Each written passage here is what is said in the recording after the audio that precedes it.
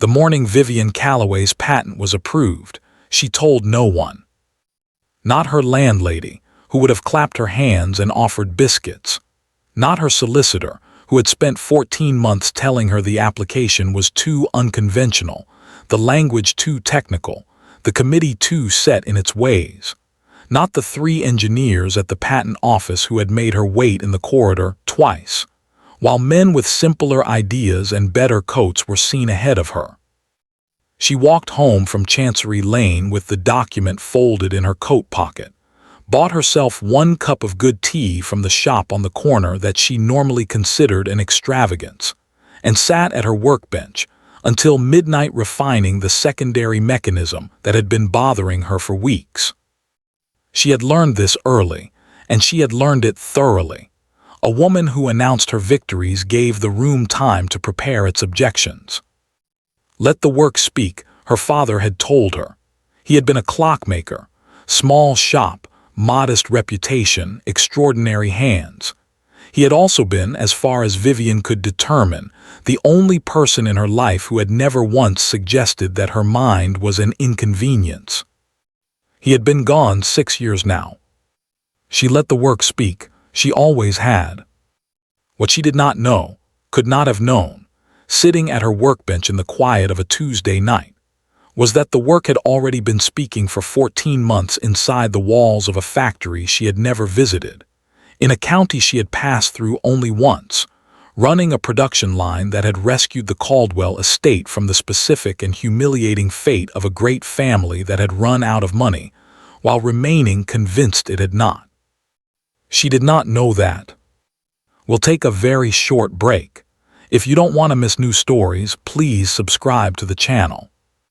Neither entirely did the Duke of Caldwell.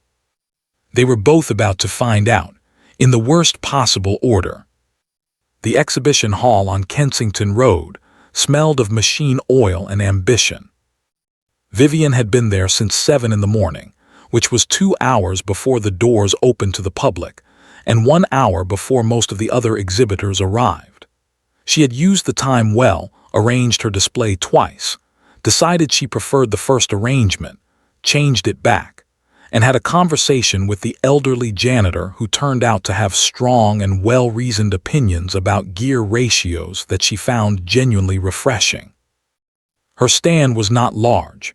She had not expected large. She had applied for a modest space and received exactly that in the Eastern Gallery, between a Manchester firm displaying a new type of loom shuttle and a very earnest young man from Bristol who had invented a self-filling inkwell and could not stop talking about it. Both had assistants. Both had printed pamphlets with their company names at the top in bold letters.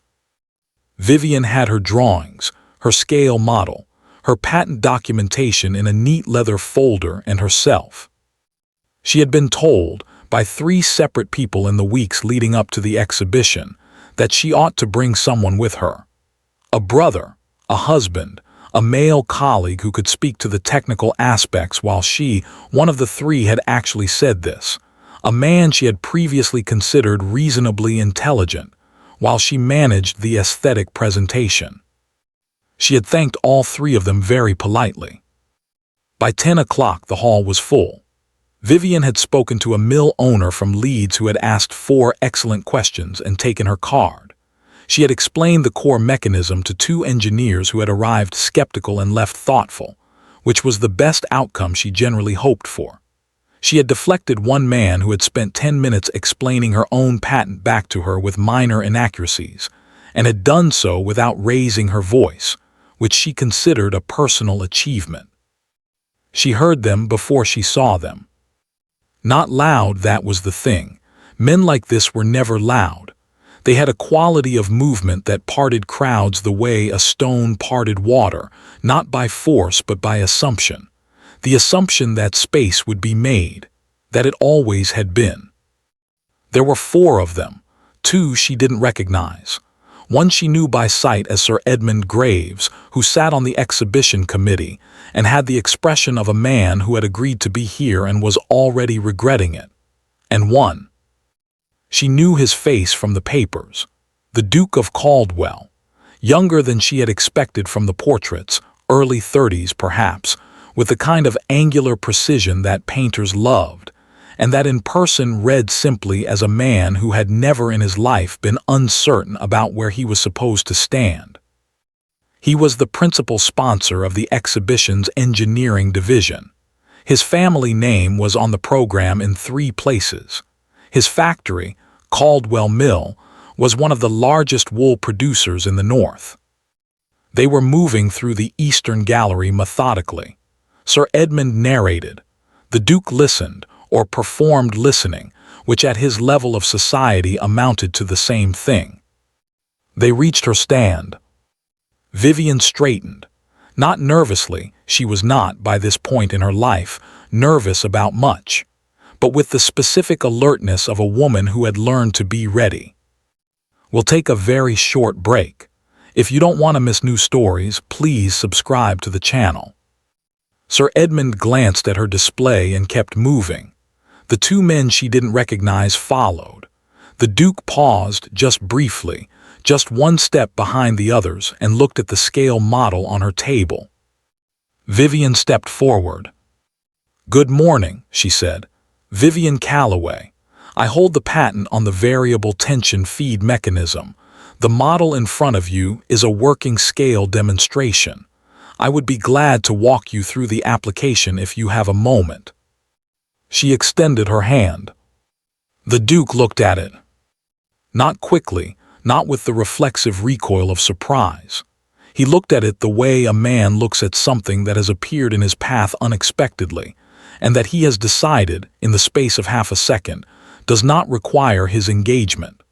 Then he looked up past her, really, to Sir Edmund, who had turned back, and said, at a volume that assumed no particular audience but carried anyway, "What is the next stand?" Sir Edmund said something about the loom shuttle. They moved on. Vivian's hand was still extended. She held it there for 1 second, 2, long enough to be certain she had not imagined it, long enough for the young man from Bristol, 3 feet to her left, to look at the floor with the discomfort of someone who had witnessed something he didn't know how to address. Then she lowered her hand. She turned back to her display. She adjusted the model, which did not need adjusting. She picked up her leather folder and set it down in exactly the same place. Her face did not change. She had a gift for this. Her mother had called it composure. Her solicitor called it unnerving, and she herself had never given it a name because naming it would have meant acknowledging how much practice it had taken. But her eyes went to the Duke of Caldwell's back as he moved away through the crowd, and something in them was very still and very clear and very certain, in the way that certain things become certain only after someone has made a decision they can't take back. She did not know yet what she was certain of. She would know by evening. Because 3 stands down, she could see, if she looked carefully, and Vivian always looked carefully, the Duke's head engineer, a broad man in a brown coat, had stopped walking, had turned back, was looking at her display from a distance with an expression that was not confusion. It was recognition. He looked at her patent drawings for a long moment. Then he looked at the Duke. Then he looked back at the drawings. He said nothing. He put his hands in his pockets. He walked on. Vivian watched him go. She picked up her pen.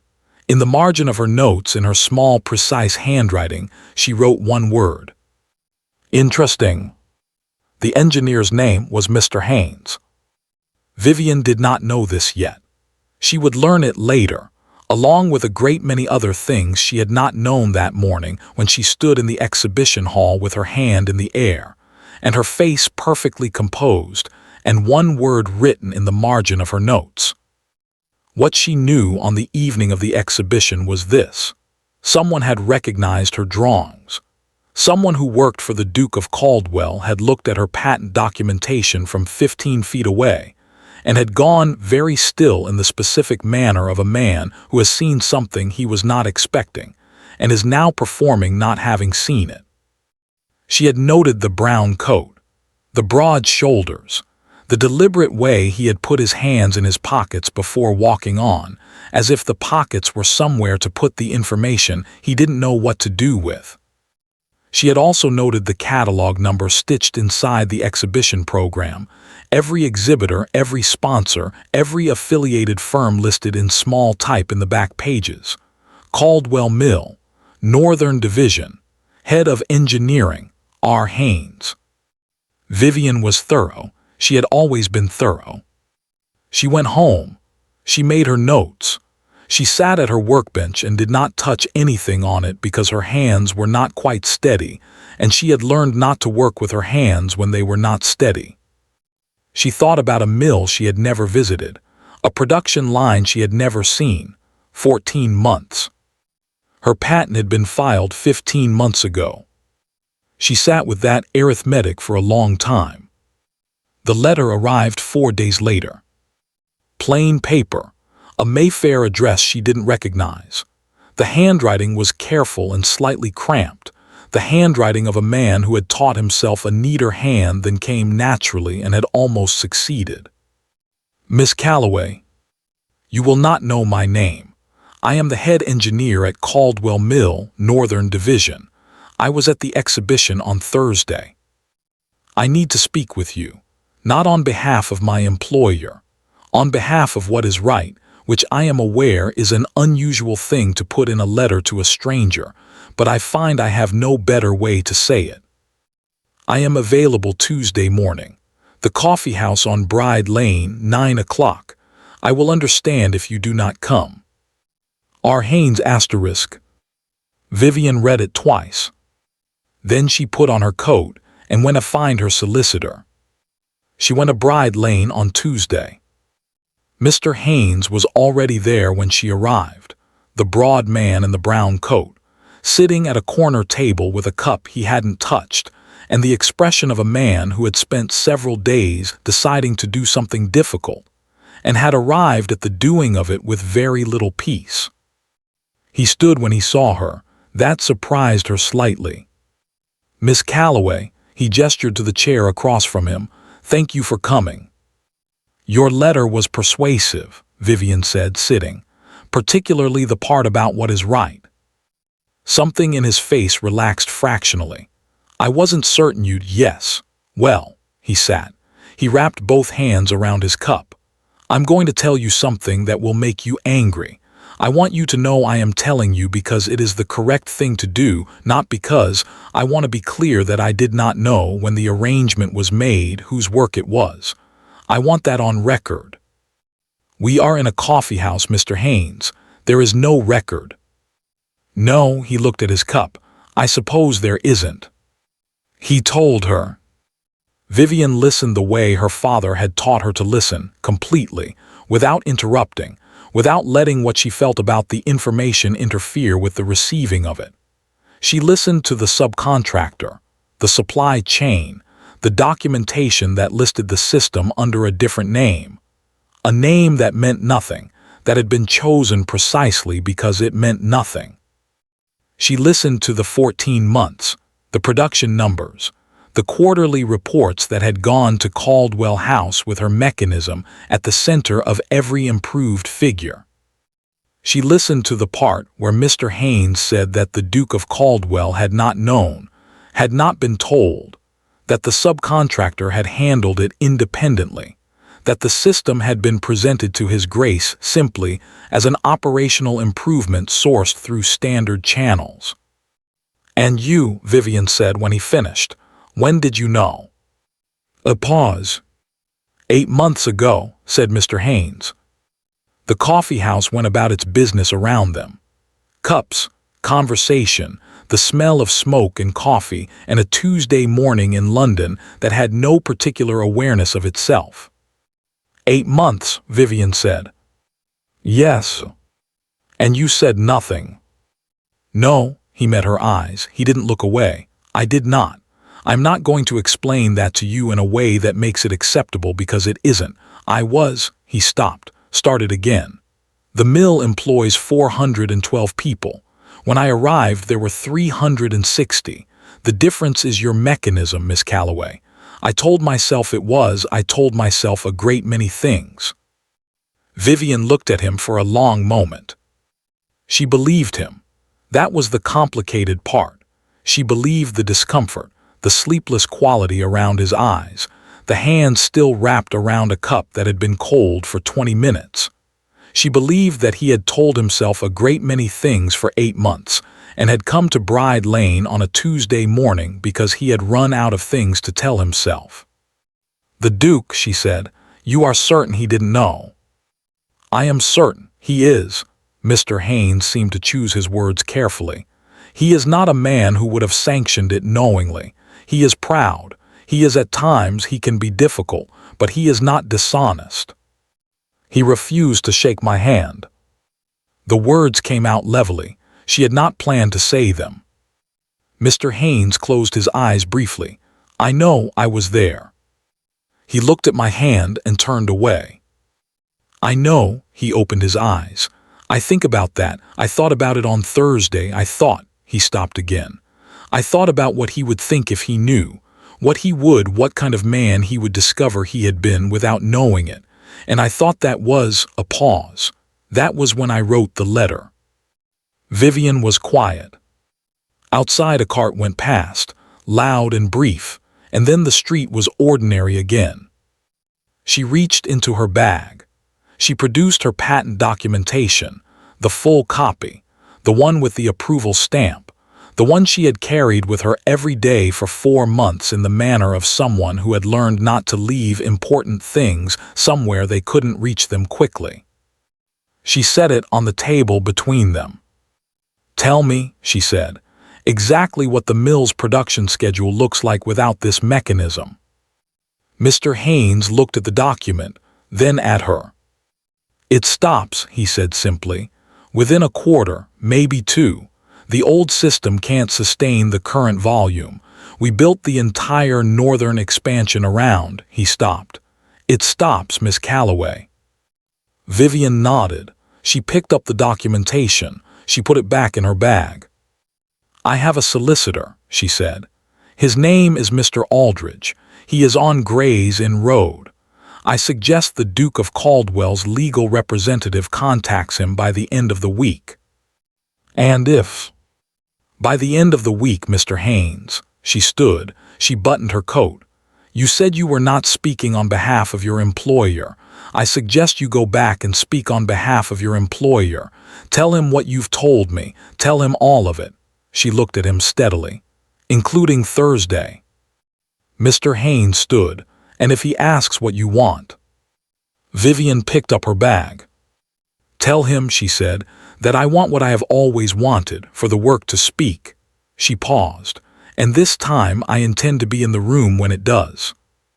She left him there with his cold coffee and his brown coat and the specific expression of a man who had done a hard thing, and found that doing it had not made it easier, only more finished. Outside, the October air was cold and direct and honest.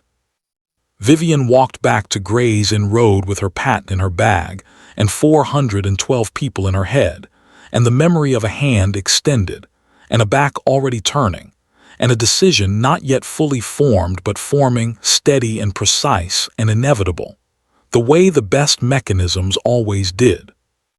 Let the work speak. She almost smiled. Oh, it will, she thought, it will. The Duke of Caldwell learned the truth on a Wednesday. Mr. Haynes told him at 9 in the morning, in the study at Caldwell House, with the documentation laid out on the desk in 3 neat piles, the way a man arranges things when he knows the conversation will be difficult, and tidiness is the only thing he can control. The Duke listened without interrupting. This was, Mr. Haynes would later reflect, both better and worse than he had anticipated. Better because there was no shouting, no dismissal, no immediate reaching for the comfort of denial that lesser men might have grabbed at. Worse because the silence had a quality to it, dense, accumulating, that was somehow harder to sit with than anger would have been. When Mr. Haynes finished, the Duke stood and went to the window. He stood there for a long time. The subcontractor, he said finally. Birch and Sons, Manchester. They have been. I have already written to terminate the arrangement. On whose authority? A pause. Mine. I will understand if. No, the Duke turned. You were right, too. He looked at the 3 neat piles on his desk. The production figures, the quarterly reports, every improvement we've presented to the board for 14 months. Yes, Your Grace. All of it. All of it. The Duke looked at the desk for a moment longer. Then he did something Mr. Haynes had not seen him do before. He sat down, not in the chair behind the desk but in the one beside it, the visitor's chair, as if he did not quite feel entitled to his usual position. Tell me about her, he said. Mr. Haynes told him the exhibition stand, the patent documentation, the scale model, the card she had given to the mill owner from Leeds. He told him about Bride Lane, the coffee house, the cold cup of coffee. He told him what Vivian Calloway had said and how she had said it and the way she had put the documentation back in her bag. He told him about Thursday, the extended hand, the turned back. The Duke said nothing during this part, but something moved across his face, not quickly, not dramatically, slowly, the way a tide moves, the way something large and heavy and long-established shifts when the ground beneath it changes. She wants a meeting, the Duke said. Her solicitor expects contact by the end of the week. It is Thursday. Yes, Your Grace. The Duke stood. He went back to the desk, the right side of it this time, his side. He picked up the top document from the nearest pile and looked at it without reading it. Get me Aldridge's address, he said, and cancel my afternoon. The legal offices of Mr. Aldridge were on Gray's Inn Road, 3rd floor, 2 windows facing the street that let in a gray and non-committal London light. The furniture was good but not ostentatious. The bookshelves were full in the way that meant they were actually used. Vivian had chosen him for these reasons, and also because he was the only solicitor she had interviewed who had read her patent documentation before their first meeting rather than during it. She was there when the Duke arrived. She had been there for 20 minutes. She had chosen her chair deliberately, not the one directly across the desk, which was where the opposing party was meant to sit, but the one to the side, angled slightly, which gave her the desk as a surface without the confrontational geometry. Mr. Aldridge had looked at this choice and said nothing, which was one of the things she appreciated about him. She heard the footsteps on the stairs. One set he had come alone then, no solicitor of his own, which surprised her. The door opened. He was as she remembered. The angular precision, the quality of occupying space without apology. But something was different from the exhibition, something around the eyes, or in the way he stood in the doorframe for just a half-second longer than a man entirely certain of himself would stand. He saw her, he did not look past her. Miss Calloway, he said. Your Grace. She did not stand. She gestured to the chair across the desk. Please. He came in. He sat. He did not look at Mr. Aldridge immediately. He looked at her, with the directness of a man who has decided that directness is the only currency he has left that is worth anything. I owe you an explanation, he said.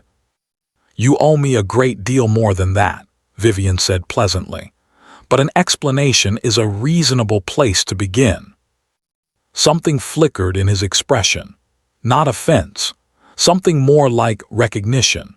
The particular recognition of a man who has been handled by experts and can tell the difference between that and this, and is finding that this is different. The subcontractor acted without my knowledge or sanction, he said. I want to be clear about that. I am not asking you to find it acceptable. I am telling you because it is true, and because you deserve the truth in full. I know, Vivian said. He paused, you know. Mr. Haynes is not a complicated man to read. When he told me you hadn't known, I believed him. She looked at the Duke steadily. That doesn't change the 14 months.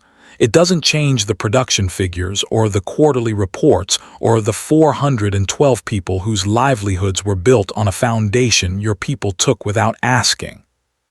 No, he said, it doesn't. The room was quiet for a moment. Mr. Aldridge, to his considerable professional credit, appeared to be studying the middle distance. What do you want? The Duke asked. Vivian looked at him. It was a direct question asked directly without the architecture of negotiation around it. She had prepared for the architecture. The absence of it was, she noted it, filed it. A licensing agreement, she said. Full and formal, retroactive to the date of first use. The terms my solicitor has drafted are fair. I am not interested in punitive figures, I am interested in correct ones. She paused. And one other thing. Name it. She looked at him steadily. The Royal Exhibition closes with a public ceremony in 3 weeks. There is a prize given for engineering innovation. I have been nominated. The committee will announce the winner at the closing dinner. The Duke waited. I want you there, Vivian said. As a sponsor, you have a seat at the head table. I want you to use it. You want me to attend a dinner. I want you to attend a dinner, and I want you to know when you are sitting at that table exactly whose work you are there to honor. She did not raise her voice. She never raised her voice. I want you to sit with that, Your Grace, for one evening. I want it to be present for both of us. The Duke was very still. She watched him understand it. Not the punishment of it, she was not interested in punishment. She had told herself this clearly and meant it. The meaning of it. The specific shape of what she was asking, which was not humiliation but something more precise. Acknowledgement. The kind that had a room around it and witnesses and no private arrangement to hide behind. And the agreement, he said, you'll sign it. If the terms are met, yes. All of them. All of them. He was quiet for a moment. He looked at his hands, both of them, flat on his knees, the hands of a man taking stock of what they had and hadn't done. Then he looked up. Miss Calloway, he said, at the exhibition. You don't need to. I do. His voice was not loud. It was the voice of a man saying something he has rehearsed and found in the saying of it to be true in ways the rehearsal hadn't reached. I turned away from an extended hand, in public, without reason and without thought, which is perhaps worse than having had a reason. He paused. I have been doing a great deal of thinking since Wednesday morning about the kind of man who does that without noticing. I find I don't. Another pause. Shorter. I don't particularly care for him. The room was very quiet. Vivian looked at the Duke of Caldwell. The angular precision, the careful hands, the expression of a man who had walked into a room expecting a negotiation and found, instead, something that required more of him than negotiation. She thought about composure, the gift of it, the practice of it, the specific cost of a Tuesday morning standing at a workbench with unsteady hands. She thought about her father, let the work speak. The agreement is on the desk, she said. Mr. Aldridge will walk you through the terms. She stood, she straightened her jacket, she picked up her bag. Miss Calloway, his voice stopped her at the door, the dinner if you win. When? Said Mr. Aldridge from the middle distance, with the calm of a man who had read the patent documentation and had opinions. The Duke looked at him, then back at Vivian. Something moved across his face, brief, unguarded, gone before she could name it fully. When you win, he said, I will be there. Vivian looked at him for one moment. See that you are, she said. And she left him there with the agreement on the desk, and Mr. Aldridge's careful eyes, and the particular quiet of a room where something large and long established has just shifted, slowly, heavily, and for good. The closing dinner of the Royal Exhibition was held on a Friday evening in November. The hall had been transformed from the machine-oiled ambition of 3 weeks earlier into something that attempted grandeur and largely achieved it. Long tables, good silver, the kind of candlelight that made everyone look like a better version of themselves. The engineering prize would be announced after the third course. Everyone who had been nominated knew this. Everyone who had not been nominated also knew this, and had arranged their faces accordingly. Vivian arrived at 6:30 in a dress the color of deep water. She had spent longer than usual getting ready that morning, not from vanity, which had never been her particular weakness, but from the specific deliberateness of a woman who understood that a room would look at her tonight, and she intended to choose what it saw. The dress had been her mother's, altered. The brooch at her collar had been her father's, a small brass gear, the kind a clockmaker kept, the kind that had no business being worn to a formal dinner, and that she wore anyway because some things were not about business. She found her seat, third table from the front, which was where the nominees sat, close enough to the head table to be seen, far enough to feel the distance. She knew 2 of the other nominees by correspondence. She had met one in person briefly at a conference in Birmingham where she had been the only woman in the room and had given a paper that 3 people had asked to reprint. She did not look immediately at the head table. She talked to the man on her left, who was a hydraulics engineer from Edinburgh with a good handshake and excellent questions. She talked to the woman on her right, the wife of one of the committee members, who had the careful brightness of someone performing enjoyment and doing it well. She ate the first course and part of the second and kept her hands steady and her face composed and did not look at the head table. At 7:10, she looked at the head table. He was there. She had not, she realized, been entirely certain he would be. She had told herself she was certain, the agreement was signed, the terms were met. He had said, "I will be there," in a voice she had believed. But belief and certainty were not the same thing.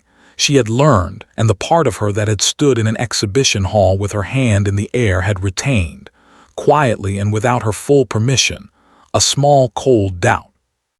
He was there. Dark coat, head table, second from the left. He was in conversation with the man beside him, but as she looked he turned, not toward her, just a general survey of the room, the habit of a man who liked to know where everything was. His eyes found her. He did not look away. Neither did she. For 3 full seconds she counted. She always counted.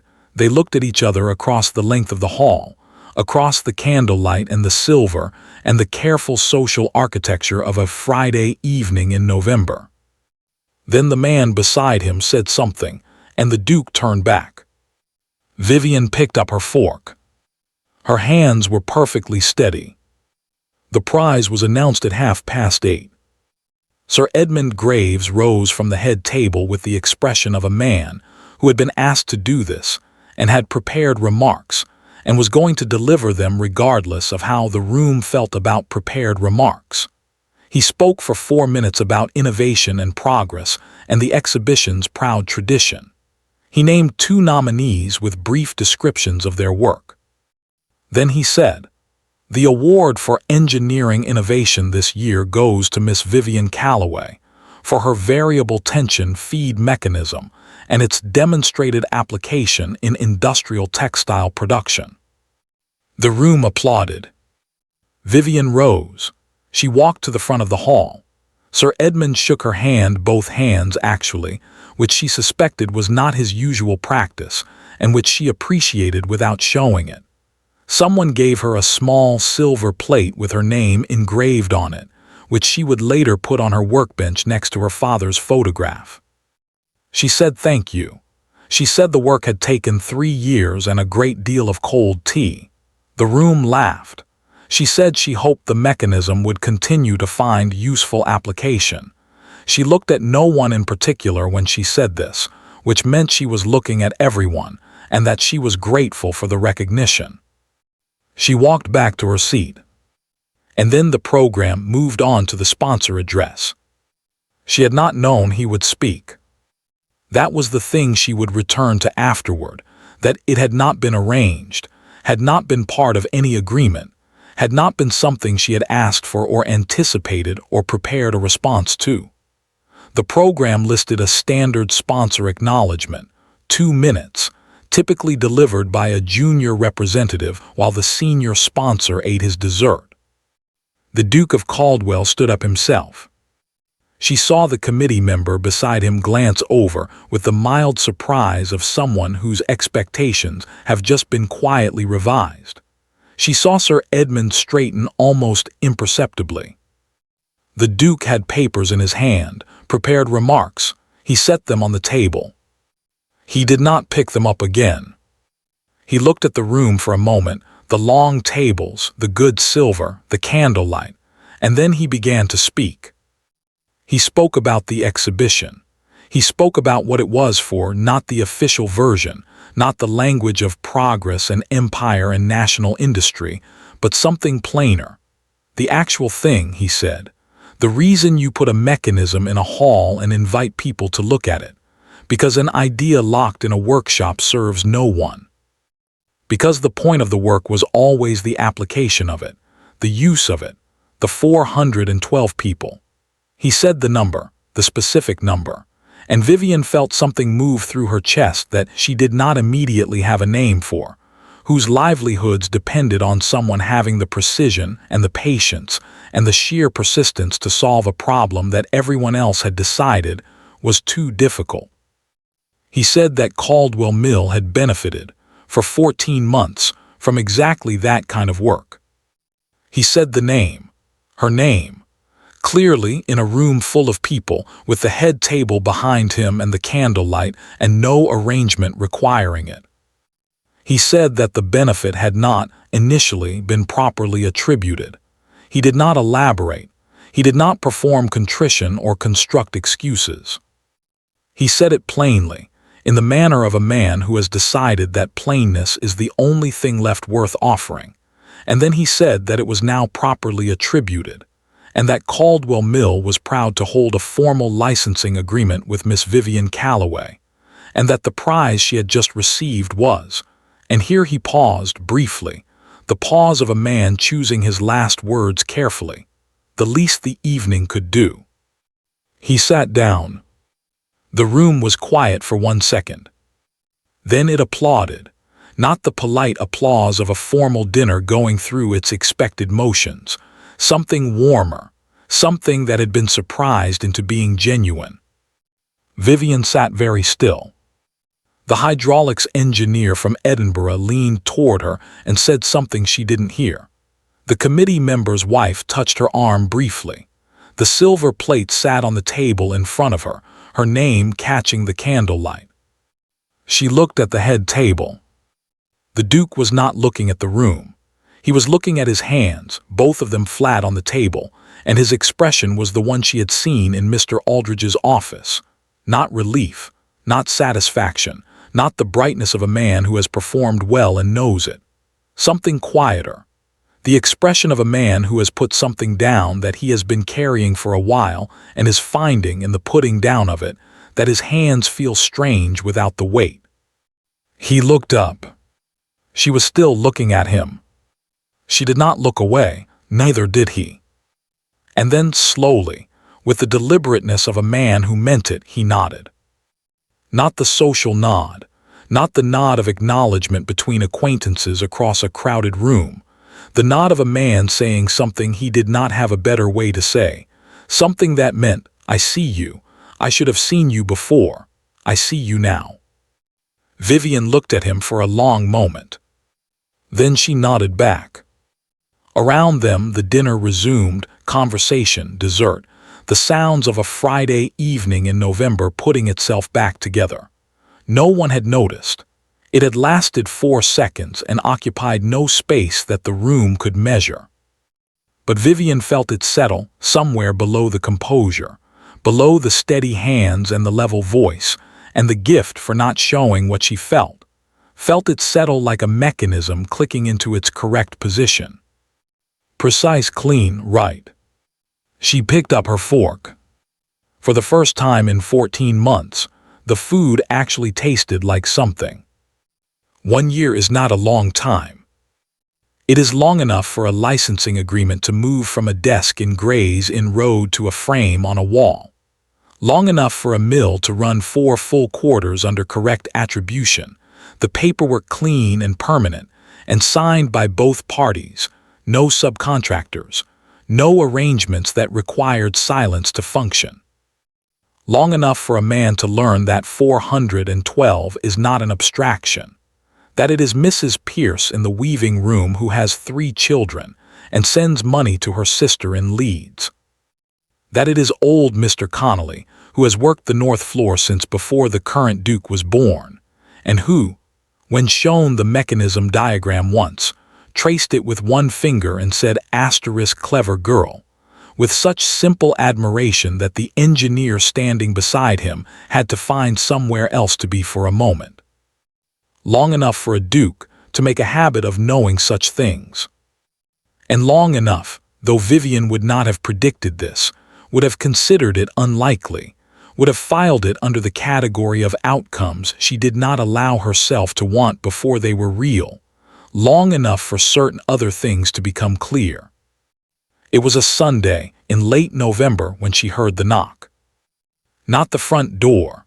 The workshop door, the one that opened directly from the side street, the one that only people who had been to her office more than twice knew existed. The knock was not the knock of someone who was uncertain about knocking. It was considered. 2 beats, a pause, 1 more. Vivian set down her caliper. She had been working since 7.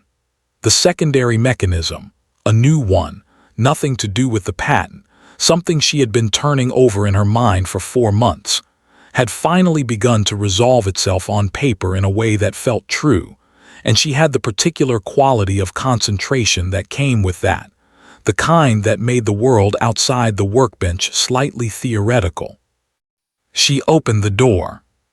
He was standing in the side street with his coat collar up against the November air and a paper bag in one hand that smelled, unmistakably, of the bakery on the corner of Bride Lane.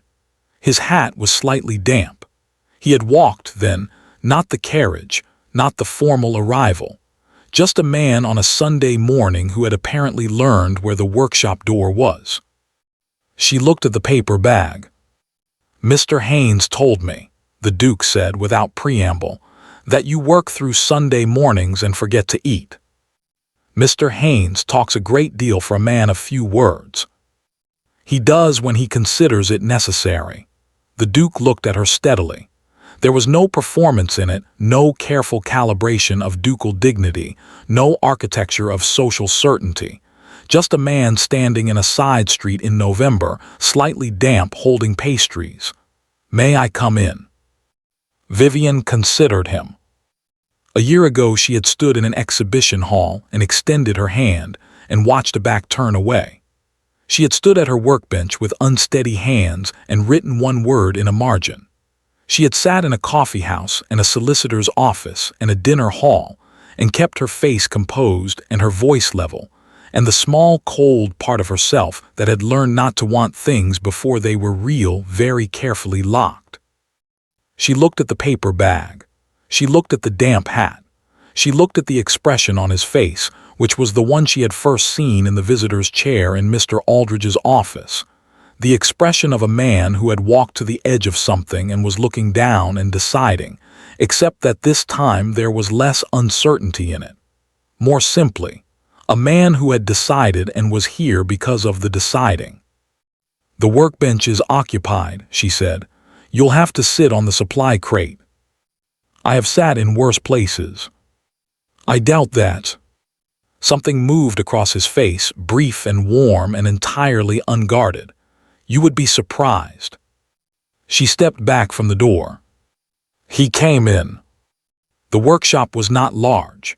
It had the quality of a space that had been organized by someone who knew exactly what they needed and had stopped caring about anything else.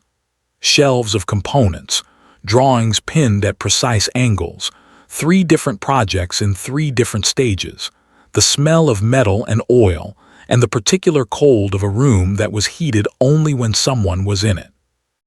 He looked around with the expression she had seen at the exhibition, standing in front of her scale model, the expression of genuine attention, not performance, not the social machinery of a man at a formal event, just looking. He found the supply crate. He sat on it. He set the paper bag on the corner of the workbench carefully, away from her drawings which she noticed and did not remark on. Vivian sat back down at the workbench. She picked up her caliper. She looked at the drawing in front of her. She did not work. "What is it?" he asked. She glanced at him. He was looking at the drawing, the new mechanism, the one that had been resolving itself all morning. His head was tilted slightly.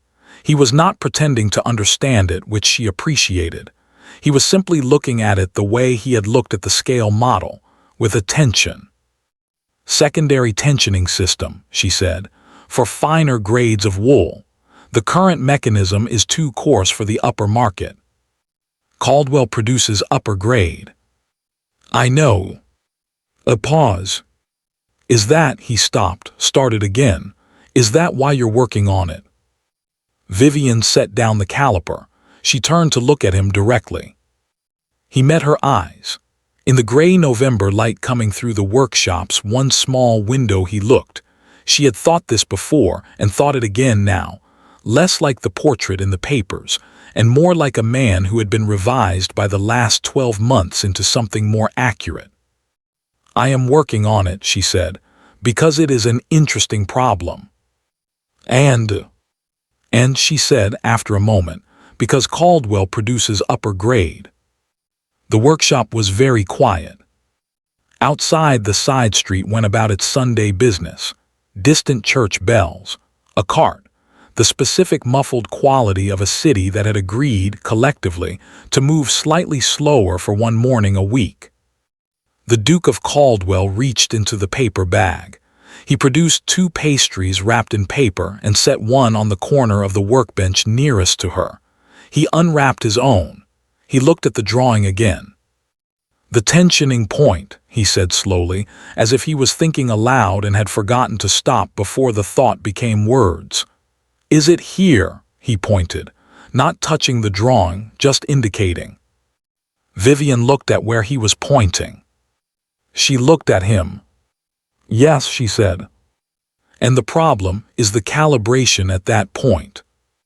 The calibration and the material variance. Fine wool behaves differently under tension than standard grade. The mechanism needs to account for." She stopped. He was listening, completely in the way she had noticed once before, without the small sounds, without the performance of following, just receiving.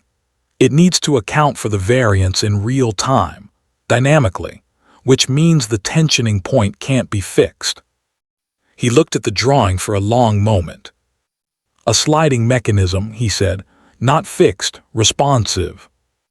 Vivian was very still. It was not the solution. It was the direction of the solution, the shape of the approach, the correct instinct expressed by a man who was not an engineer and had been in the room for 4 minutes. She had arrived at the same direction herself 3 weeks ago and had spent 3 weeks working out whether she was right. She picked up her pen. She made a note in the margin. She did not say anything for a moment. "The pastry is getting cold," the Duke said. Vivian looked at the pastry. She looked at the man sitting on her supply crate in his damp hat with his unwrapped pastry, and his entirely unducal quality of simply being present in a room without requiring the room to perform anything for him. She picked up the pastry.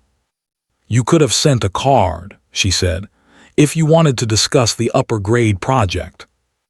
"I could have." He looked at her. "I didn't want to discuss the upper grade project." "What did you want?" He was quiet for a moment.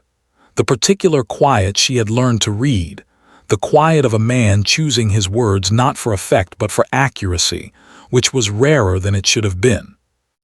"I wanted," he said, "to sit on a supply crate in a workshop on a Sunday morning and bring pastries to a woman who forgets to eat." A pause. "And I wanted," he stopped, The unguarded thing crossed his face again, warmer this time, less brief. I wanted her to let me. The church bells outside finished whatever they had been saying. Vivian looked at the Duke of Caldwell, the damp hat, the supply crate, the man who had stood up at a dinner and said her name in a room full of people without being asked to, who had learned the number 412 and made it mean something, who was sitting in her workshop on a Sunday with pastry in his hand pointing at tensioning mechanisms, and saying I wanted her to let me asterisk with the quiet certainty of someone who has stopped performing and started meaning. She thought about a hand extended in an exhibition hall, the 1 second it had hung in the air, the words she had written in a margin. Interesting. She took a bite of the pastry. The sliding mechanism, she said. I'll need to test 3 configurations before I know which is viable. It will take several weeks. I see.